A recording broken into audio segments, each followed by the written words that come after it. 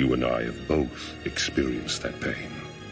You strive for your justice, and I strive for mine. And what's going on, Read My Lips people? We are back. Back like we ain't never left, baby. So something I wanted to bring you guys. Something I found fascinating, and I think you would too.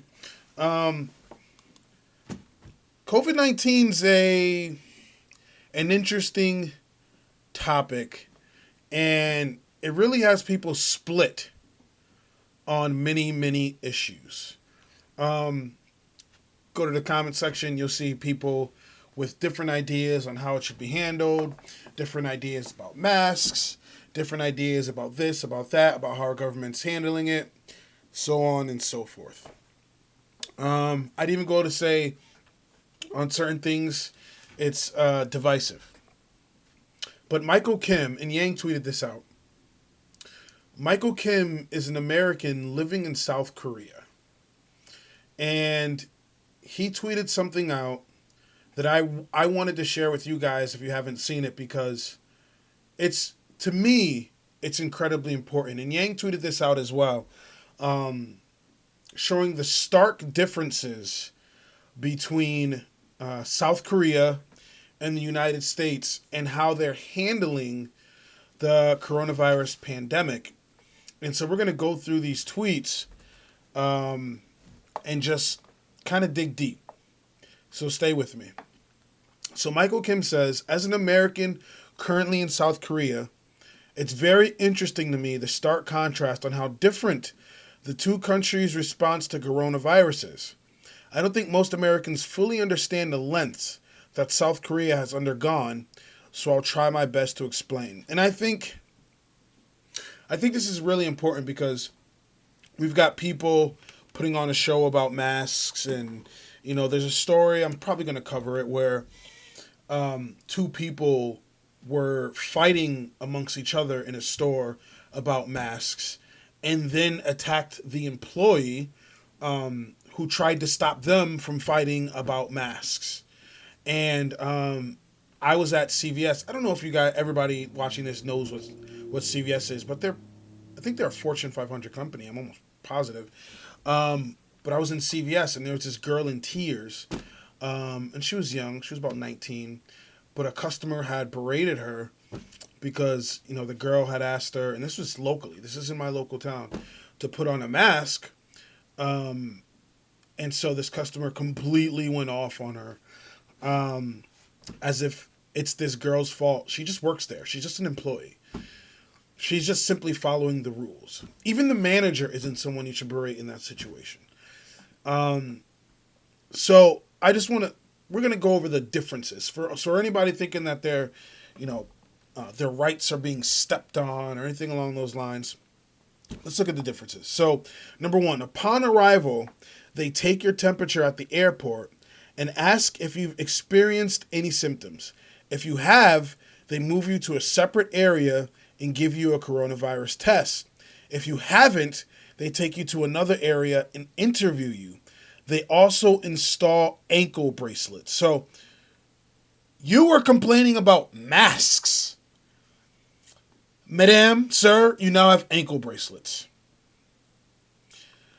You are required to install an app on your phone and enable location tracking all the time. You are required to self-report symptoms in the app twice a day.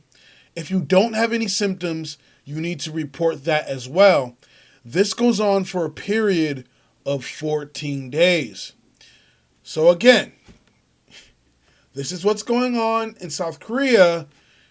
There's a lot of people complaining about wearing a mask for 10 minutes in a convenience store. During this time, you're not allowed to leave the quarantine dormitory or your home if you've chosen to self-isolate at your home. You cannot take public transportation or taxis, and you cannot self-isolate in a hotel or Airbnb. If you don't have a home, you must use a dorm. If you break quarantine, you are fined $10,000 and face jail time. Also, they check your location on your phone frequently. My wife had her location checked 37 times in a 3-day span. And they've caught folks who have left their phone at home and go out. During the self-isolation, you cannot have contact with anyone during this time. They give you special trash bags to throw your trash away in, and people in hazmat suits come and collect your trash upon request. You are assigned to a caseworker who is responsible for making sure you are following all the orders. They will call you and text you to make sure you are okay. They also will send you care packages that contain a ton of food, gloves, masks, and sanitary pads for women. If there's a new coronavirus case in your general area, same city or district, you get a public safety alert on your phone that tells you about the person's age, if they're male or female, and city, and provides updates as they receive them. I forgot to mention that Korea has also mobilized their army to provide more operations and logistics support at the airport. We are required to get a COVID-19 test within 3 days of arriving, which is the only activity that's allowed to break quarantine. You have to do this in coordination with your caseworker. As a family of 4, we were done testing in about 10 minutes, and the results came in 7 hours. In response to the recent public safety alerts, my family changed our plans for the next several weeks to avoid certain areas. Places with lots of traffic, like Korea's version of Walmart, have temperature monitors installed so you can see everyone's temperature. There's absolutely no protests or demonstrations about the anti-freedom measures or invasions of privacy. I'm not an expert in Korea politics, but it seems like everyone accepts these measures as required to address this pandemic. While we still take precautions like wearing masks in public, washing hands frequently, using hand sanitizer, etc., I feel pretty confident that the government knows everyone who has coronavirus and is tracking things very closely, which means I don't have much to worry about. And like some of the articles I've mentioned, if you've been to a place where someone has had coronavirus has also visited, someone will contact you to get tested, and you'll undergo self-isolation for another 14-day period, because I don't know if you know this, but there's nothing that says you can't catch coronavirus multiple times. As a matter of fact, people have. Contrast with the situation in the U.S., no one knows everyone who has coronavirus. So you have to assume that everyone simply has it. And there's no actionable plan to address that particular issue. Not trying to be political, just wanted to showcase the situation in the country that seems to have an actionable plan that has resulted in a dramatic decrease in cases and fatalities, in case people were interested. Fascinating. And I think Tom from Nerds for Yang reached out to him and said if he ever wants to do something on the show, that he'd be down to have him. And another thing, and Emily that was in this post had brought this up as well. People complaining about loss of freedom and tracking cell phones are forgetting that most social media apps already track your location and sell your information to create catered, personalized ads and other such things. Quickly going to get off topic here for a second. While I was still working, my store does a lot of stuff for St. Jude twice a year. And not last year, but the year before, we were thinking about what to do for St. Jude. What are we going to do to make the store look great and hang whatever up and get people to donate to St. Jude? They're one of the few good organizations that I've come across. And so we were at these things. We have these bunkers. And we were at the bunkers, and we had our cell phones on the bunkers, and we're all talking to each other, trying to figure out. But what kept coming up was thermostat. We should do a thermostat. Let's do a thermostat. And we were thinking we're going to draw a thermostat, have, and have the thermostat be filled up. The more people donate, we'll have tiers. The more the thermostat gets filled until we hit our threshold, till we hit what we wanted to hit. And so we kept saying thermostat. I kid you not. And we did not look up thermostats on our phones or on any apps. We didn't look up thermostat at all. As a matter of fact, we're not allowed to be like surfing the internet and stuff like that. Managers are allowed to have their cell phones in case of emergencies. So we took a break. We took a lunch. And we had ordered lunch. And so we were in the back eating lunch. And at that point, we decided to surf on our phones. Riddled. When I tell you Facebook was riddled with ads about thermostats on my phone and one other person's phone. Riddled. Mind you, I did not look up thermostats. As a matter of fact, I keep saying thermostats. My phone's probably going to have thermostats this time around too. So they're listening. I mean, it's already been leaked. Snowden has leaked a ton of stuff. NSA spying, you name it. They've been spying on us for a long time. But they are already tracking our movements as it is. So them being tracked in South Korea, not as surprising as one would think, because they're already doing it to us as it stands now. So this is fascinating. The dynamic. And look, Florida, cases have spiked, and so have some deaths. Pretty much all the places, and I was looking at it yesterday, that have opened up early, coronavirus cases have spiked. And it was inevitable. Coronavirus cases has spiked in all those places that has opened up. I think Georgia was the first. And as I keep checking, the cases are going up. Like, they're not dropping. They're going up because people decided to open early. And, I have a lot to say about that. I don't think I'm going to get into it on, in this video. Or maybe I will. Some of it's the government's fault, of course. If the government handled this properly, we wouldn't have to be worrying about people opening up early.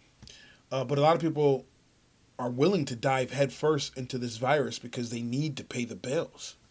They don't have a choice. So I get that. But understand, as you open up early, the cases skyrocket. It's just what it is.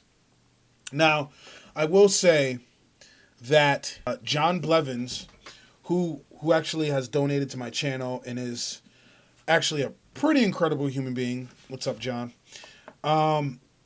He sent me something to read, and I read it. It was a PDF of, the counter argument to wearing masks. Because in a video, I did ask you guys what your thoughts were. And I think the one that comes up the most, that gives even a semblance of an argument, is CO2 and how that can be harmful. But I present to you this. I don't think people should be wearing masks for a long period of time. So, in my ideal world, in my mind, and this is how I operate, I don't know if you do, but let me know if you do or not. When I have a mask and I go to the store, I'm trying to be in and out 10, 15 minutes tops. And most of that time is spent standing in line. So, just because you have a mask, and this is what the World Health Organization has said, their fear isn't people, CO2 issues. Their fear is that people are going to wear a mask and become too lax of social distancing issues. And look, you're not supposed to have these masks on for long periods of time. Ideally, you want to put the mask on, go grab what you need, grab some food, and get the hell out and go home. Ideally. Like places that are serving food, like you want to put your mask on. There's a pizza place up the street. Whenever I go for my jog, it's people with masks on, coming up, grabbing their pizza to the sidewalk and going home. Like, I don't think you should be wearing the mask for long periods of time. That is dangerous. please don't wear the mask for long periods of time. I always thought it was an in and out scenario. But that's in a perfect world. And guess what? We don't live in a perfect world, because you have Walmart who only lets a certain amount of people in at a time, right? And you have a long line of people waiting outside of Walmart, waiting to get in. And guess what? They all have their masks on. So you have people with their masks on for long periods of time, and that's not a good thing. Also, doing strenuous activity while wearing the mask also isn't a good thing. So I've seen both sides of the story, and I acknowledge both sides of the story. All I can tell you is that how I operate with the mask is short bursts.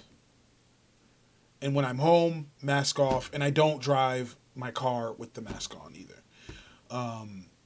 I actually haven't had anybody else in my car. If I did have somebody else in my car, I'd be wearing a mask. But if it's just me, I'm not wearing a mask in my car. If I'm going into Stop and Shop real quick to grab something, I have my hand sanitizer and I have a mask, and I'm in and out. And once I'm back in my car, mask off. So I acknowledge everybody's, issues with wearing the mask. But the CO2 issue, I put that towards the bottom, if I'm being honest, because ideally, you shouldn't be wearing the mask for long periods of time. Also, the one exception I give to wearing the mask, besides CO2, is anxiety. So if you have anxiety or claustrophobic-esque issues, then yes, wearing a mask is an issue. But I think those situations are far few and in between. And in the situations that I've read and seen in the articles and news articles in print, those situations weren't security guard stops woman and she has anxiety, so she goes back and gets her husband and shoots him in the head.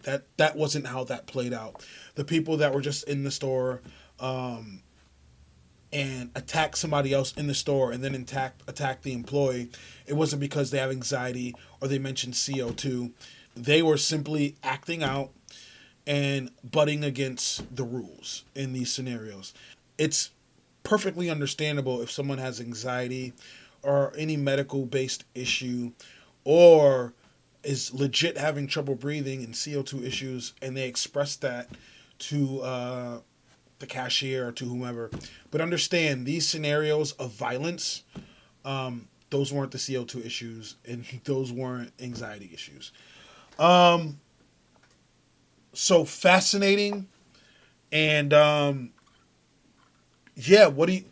me know. Do you think you'd be able to operate in South Korea under these conditions?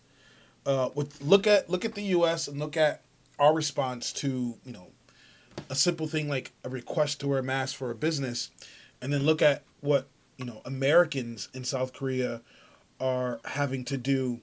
And there is no protesting. There's no armed protesting. There's no protesting at all. There's no, speaking back against the government about it or attacking store employees and stuff like that. It's like a different world.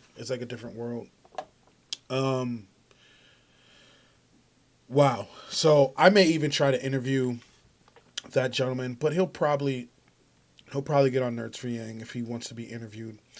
So yeah, this was dope. Yang tweeted this out. Thank you, Yang, for sharing this with us. Let me know what you guys think in the comment section. I'm always eager to hear what you got to say. So, if you like what you see, if you like what you hear, please like, comment, subscribe. Just hip thrust that like button. I'd greatly appreciate it. If you don't, let me know in the comment section why. I'm always down to talk about it. I have a Cash App, a PayPal, and a Venmo link in the description below. Please feel free to donate to the channel. Every little bit helps. Hopefully, I'll be talking to you guys soon. Have a good one. Peace.